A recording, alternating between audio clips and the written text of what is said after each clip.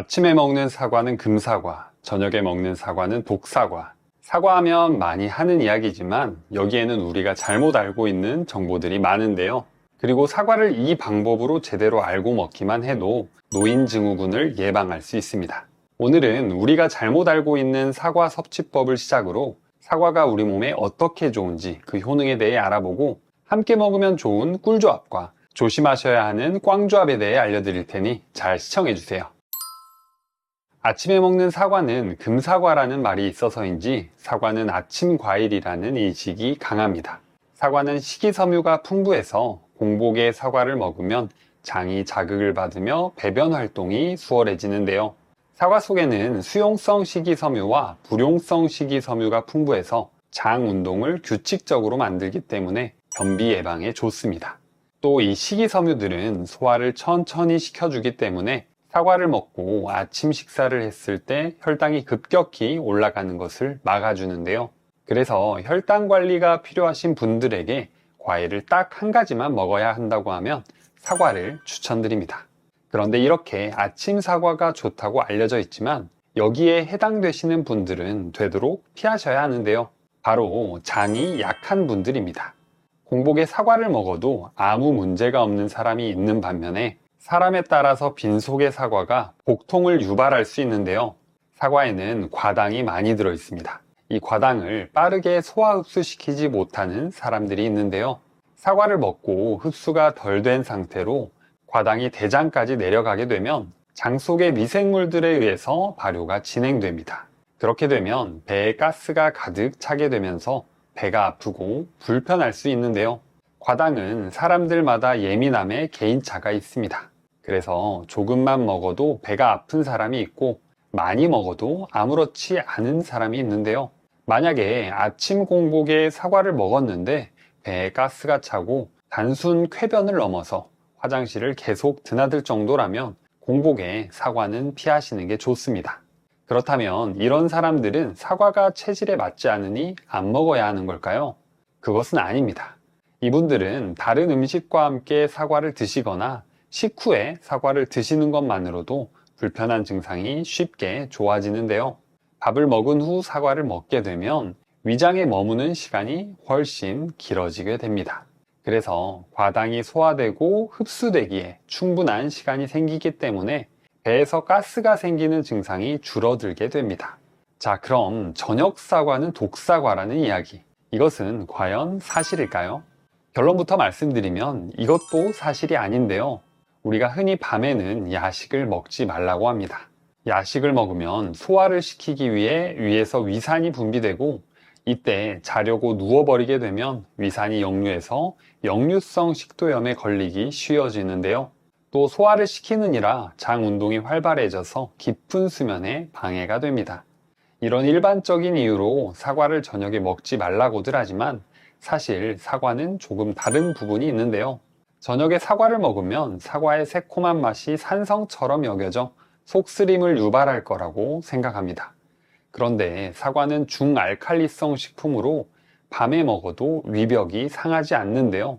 폴란드 로즈대학교 의과대학 연구진은 사과에 들어있는 비타민C, 미네랄, 항산화 성분이 오히려 수면에 도움을 준다는 연구 결과를 발표했습니다. 특히 비타민C, B6, 칼륨이 혈압을 낮추며 호흡을 편하게 해주고 세로토닌을 분비하여 진정 효과까지 나타나며 숙면까지 이어지게 해주는데요. 이렇게 사과를 먹었을 때 가질 수 있는 건강상 이점이 크기 때문에 아침이든 저녁이든 잘 챙겨 드시는 것만으로도 큰 의미가 있습니다. 다음으로 사과를 이 방법으로 드시면 노년 건강을 위협하는 노인증후군을 예방할 수 있는데요. 바로 사과를 껍질째 먹는 것입니다. 사과 껍질에는 폴리페놀과 플라보노이드라는 항산화 물질이 많이 들어있는데요. 이 항산화 물질은 노화와 성인병의 주범인 활성산소를 제거해줍니다. 그리고 폴리페놀이 사과 과육보다 껍질에 3배나 많이 들어있고 플라보노이드는 무려 8배가 많이 들어있습니다. 잠시 이 플라보노이드에 집중하셔야 하는데요. 미국 임상영양 저널에 발표된 연구에 따르면 사과와 블랙베리에 많이 들어있는 플라보노이드가 풍부한 식품은 어르신들의 노인증후군을 20% 줄일 수 있다고 합니다. 특히 플라보놀 중 퀘르세틴 성분의 섭취가 큰 도움이 된다고 하는데요. 바로 이 퀘르세틴도 사과 껍질에 많이 들어 있습니다. 그래서 사과를 깎아서 먹는 것보다 껍질째 그대로 먹는 게 건강을 챙기는 지름길인데요. 우리 부모님들은 나이가 들어가면서 통계적으로 10에서 15%의 비율로 낙상과 골절을 겪으며 노인증후군을 경험한다고 합니다. 노인증후군을 이야기하면 근육이 많이 약해져 있기 때문에 주로 단백질 섭취에 초점을 맞추고 강조를 하는데요. 그런데 하버드 의대 연구진에 따르면 플라보놀 섭취량이 높을수록 노인증후군 발생 확률이 낮아졌다고 합니다. 특히 퀘르세틴 성분의 섭취가 많을수록 노인증후군을 가장 효과적으로 예방할 수 있다고 이야기하는데요. 그렇다면 사과 말고도 퀘르세틴이 많은 음식들은 어떤 게 있을까요? 첫 번째로는 양파인데요. 양파는 특히 퀘르세틴 함유량이 많은 식품 중 하나입니다. 퀘르세틴은 노인증후군뿐만 아니라 우리 몸의 발암물질의 전이를 막아서 항암 효과에도 탁월한 효과를 보여주는데요. 그래서 양파는 천연 항암제라는 별명이 있습니다. 뿐만 아니라 이 성분은 모세혈관을 강하게 해주면서 딱딱하게 굳은 동맥을 부드럽게 해주는데요.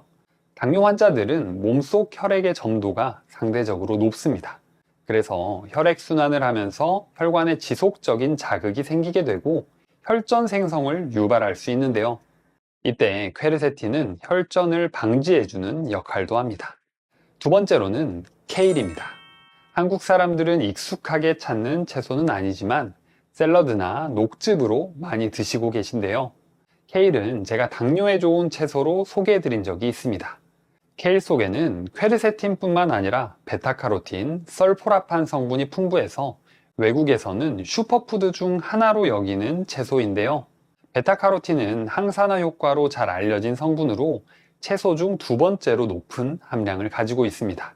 덕분에 세포 산화를 방지하여 우리 피부 노화를 늦춰주는 데 좋고요. 설포라판 성분과 인돌3 카비놀 성분이 있어 항암 효과에도 아주 좋습니다. 세 번째로는 블루베리입니다. 싱글탱글 특유의 달콤함과 과육의 느낌이 가득한 블루베리는 맛뿐만 아니라 퀘르세틴부터 각종 미네랄과 비타민 등의 영양소가 정말 많은데요. 한 연구에 따르면 퀘르세틴이 신경보호 역할을 한다고 밝혀졌습니다. 그래서 산화 스트레스로부터 뇌세포를 보호하며 알츠하이머, 즉 치매를 예방하는 데 큰 역할을 한다는 연구 결과가 있습니다.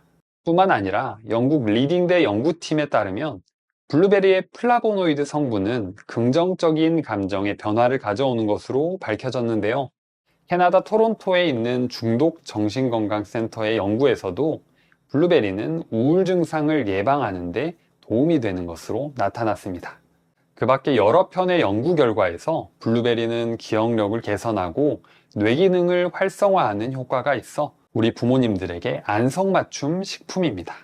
다음으로 사과와 함께 먹으면 효능을 200% 끌어올리는 꿀조합에 대해서 알려드릴 텐데요. 그 전에 구독 버튼을 꼭 눌러주세요. 일주일에 2번씩 알찬 건강 정보를 보내드리겠습니다. 꿀조합 첫 번째는 바로 땅콩버터입니다. 땅콩버터는 이름에 버터가 들어가서 땅콩과 버터를 섞었나 하실 수 있는데요. 사실 볶은 땅콩을 곱게 갈아서 마치 버터처럼 만든 것을 땅콩버터라고 합니다. 우리나라에서는 익숙하지 않은 조합이지만 서양에서는 사과에 땅콩버터를 조금씩 얹어서 먹는데요. 땅콩버터에는 사과에 모자란 단백질과 지방이 많이 함유되어 있습니다. 우리 부모님들께서는 노인증후군 예방을 위해 단백질 보충이 아주 중요합니다. 근데 앞서 말씀드린 대로 사과는 퀘르세틴 같은 플라보노이드 함유량이 많기 때문에 노인증후군을 예방하는 데 좋은데요. 여기에 단백질까지 함께 보충해주면 노인증후군 예방에 더할 나위 없이 좋은 궁합이 됩니다. 또 땅콩버터에는 불용성 식이섬유가 사과 대비 5배 이상 많이 함유되어 있는데요. 불용성 식이섬유는 우리 몸에서 용해되지 않고 대장을 거쳐 그대로 대변으로 나오는데요. 이때 대장에서 물을 끌어들이며 배변 활동을 촉진하게 해줍니다. 그래서 변비 예방은 물론이고 대장의 독성 물질을 밖으로 잘 배출해주기 때문에 장 건강에 필수적인 역할을 합니다. 뿐만 아니라 식이섬유가 많아서 혈당 조절에도 아주 좋은데요. 기본적으로 사과에도 식이섬유가 많이 있지만 땅콩버터로 식이섬유가 더욱 풍부해지면 먹었을 때 우리 소화기의 운동 속도를 늦춰주게 하고 이로 인해서 혈당이 천천히 올라가도록 합니다. 그렇기 때문에 혈당 관리를 하셔야 하는 분들은 이 둘 조합으로 드시면 좋습니다. 꿀조합 두 번째는 바로 당근입니다. 당근에는 사과에 없는 베타카로틴이 아주 풍부한데요. 베타카로틴이 우리 몸에 들어가면 비타민 A로 바뀌게 됩니다. 비타민 A는 우리 눈의 시력을 좋게 만들어주는 비타민인 거 한 번쯤 들어보셨죠? 그래서 당근을 먹게 되면 시력이 잘 유지되게 도와주고 어두운 곳에서 눈이 보이지 않는 야맹증을 예방해 줍니다. 또 루테인과 제아잔틴 성분이 풍부해서 우리 눈의 황반 변성을 막아주며 백내장 위험을 낮춰주게 됩니다. 백내장은 노화에 따라 발병률이 높아지는데요. 60대는 69.2%, 70대 이상은 91.3%가 백내장을 가지고 있어서 노화에 따른 대표적인 질병 중 하나입니다. 당근이 백내장 치료제가 될 수는 없지만 눈에 좋은 영양분이 풍부하기 때문에 우리 부모님들께 안성맞춤인 야채 중 하나입니다. 꿀조합 세 번째는 바로 양배추입니다. 위장 건강에 좋은 양배추는 지방 함유량이 적고 섬유질 함량이 많아 체중 감량에 좋은데요. 또 비타민과 안토시아닌 성분이 많아 뇌를 강화시키고 집중력을 높여 기억력이 안 좋아지시는 우리 부모님들에게 아주 좋습니다. 양배추에는 사과에 없는 비타민 U와 K가 풍부한데요. 비타민 U는 위산과 여러 자극 물질에 대한 저항력을 키워줍니다. 그리고 비타민 K는 손상된 위 점막의 재생력을 높여주는데요. 그래서 위가 약하신 분들은 사과를 양배추와 함께 드시면 좋습니다. 사과와 양배추는 둘 다 혈액 청소에 도움을 주는데요. 사과의 풍부한 펙틴 성분은 혈중 콜레스테롤을 줄이는 효과를 가지고 있습니다. 콜레스테롤이 많아져 혈관벽에 들러붙게 되면 고지혈증이 걸리게 되고 심해지면 혈관이 좁아지는 동맥경화로 발전하는데요. 미국 뇌졸중 학회에 따르면 사과를 즐겨 먹는 사람들은 그렇지 않은 사람에 비해 뇌졸중 발병률이 무려 52% 낮다는 연구 결과를 발표했습니다. 그리고 양배추에는 설포라판 성분이 풍부한데요. 이 성분은 혈액 속에서 혈전 생성을 억제하는 단백질을 활발하게 하여 협심증, 심근경색, 뇌경색, 뇌출혈 등 심장병과 뇌졸중 위험을 낮춰주게 됩니다. 함께 먹으면 좋은 꿀조합을 알려드렸지만 사실 사과만 단독으로 먹어도 우리 건강에 이점이 아주 많습니다. 지금부터 연구 결과로 밝혀진 사과의 효능을 더 알려드릴 텐데요. 첫 번째로 호흡기 질환을 예방합니다.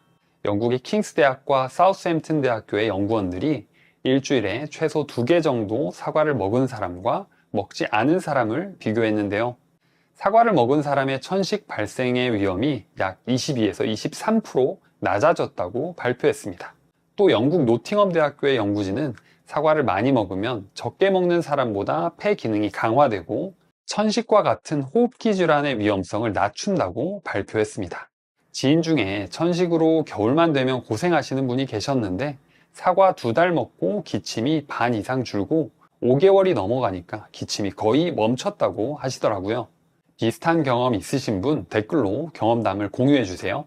두 번째로 심장질환과 뇌졸중을 예방합니다. 미국 캘리포니아 데이비스 대학교 연구진에 따르면 사과와 사과 주스를 매일 섭취하면 파이토케미컬 영양 성분들이 나쁜 콜레스테롤이라고 불리는 LDL 콜레스테롤의 산화를 방지하면서 심장질환과 뇌졸중을 예방하는 데 도움을 준다고 발표했습니다. 혈관 질환으로 고생하시는 분들은 사과를 꾸준히 챙겨 드시면 좋겠죠. 세 번째로 동맥경화를 예방합니다. 당뇨병 환자에게 사과를 식사와 함께 6개월간 같이 먹게 해본 결과 LDL 콜레스테롤과 동맥경화 지수는 낮아지고 HDL 콜레스테롤은 증가하였다는 연구 결과가 발표되었습니다. 혈관 질환으로 고생하시는 분들은 콜레스테롤 관리를 잘 하셔야 하기 때문에 사과를 드시는 게 도움이 되겠죠. 네 번째로 구강 건강에 도움을 줍니다. 사과를 깎지 않고 먹으면 껍질이 딱딱해서 씹는 횟수가 자연스럽게 늘어나죠. 마치 마른 오징어를 오래 씹는 것 같죠. 그러면 자연스럽게 안면 근육 운동이 많아지게 됩니다. 우리가 잘 씹는 게 정말 중요하다는 이야기 들어보셨죠? 잘 씹으며 자극을 줘야 뇌 속의 혈액순환을 증가시켜 더 건강해지게 됩니다. 이가 안 좋은 우리 부모님들은 사과 껍질을 절반만 깎아서 먹으면 훨씬 씹기 편하실 거예요. 사과를 드실 때 한 번에 다 못 드시고 남는 경우에는 시간이 지나면 갈변되게 되는데요. 혹시 갈변된 사과는 몸에 안 좋으니 먹지 말라는 이야기 들어보신 적 있으신가요? 결론부터 말씀드리면 이것도 사실이 아닙니다. 갈변은 물질이 산화되면서 갈색으로 변색되는 것을 말하는데요. 껍질을 깎은 사과가 공기 중에 노출이 되면 사과에 있는 폴리페놀 화합물이 산소와 만나 사과 표면에 갈색 색소를 만들어냅니다. 이 갈변 현상은요, 산화 반응으로 일어나는 거라 섭취했을 때 몸속에 활성산소가 생성된다고 해요. 그 활성산소가 세포를 공격하며 재생을 방해할 수 있어서 몸에 안 좋다고 알려져 있습니다. 그런데 여러분, 갈변된 사과를 먹어서 활성산소가 생기기도 하지만 사실은 숨쉬기 운동을 하고 있는 지금 이 순간에도 우리 몸에는 활성산소가 생기고 있다는 거 알고 계셨나요? 유튜브에서 활성산소에 대해 많이 들어보셨지만 정작 어떤 건지 잘 모르셨던 분들 많으셨죠? 활성산소는 우리 몸이 에너지를 만들고 사용하는 과정에서 생성되는 물질인데요. 그런데 이 활성산소가 과도하게 만들어져서 기준치를 넘어갈 때 문제가 생기게 됩니다. 활성산소는 불안정한 특성을 가지고 있어서 마치 동네 날라리처럼 우리 몸 이곳저곳 건들며 시비를 걸면서 다니거든요. 그러다가 DNA, 단백질 등 우리 몸의 중요한 세포들을 손상시키면서 암과 심장병, 당뇨병 등 여러 질환을 일으키게 됩니다. 그래서 활성산소를 억제해주는 항산화 물질이 많이 들어간 음식이 몸에 좋다고 이야기하는 거죠. 자, 정리해보면 갈변된 사과를 먹으면 활성산소 때문에 몸에 안 좋다라는 이야기는 조금 억지스러운 부분이 있으니까 흘려 들으시는 게 좋습니다. 오늘 내용이 좋으셨다면 구독과 좋아요를 꼭 눌러주세요. 앞으로 알찬 건강 정보를 꾸준히 시청할 수 있습니다.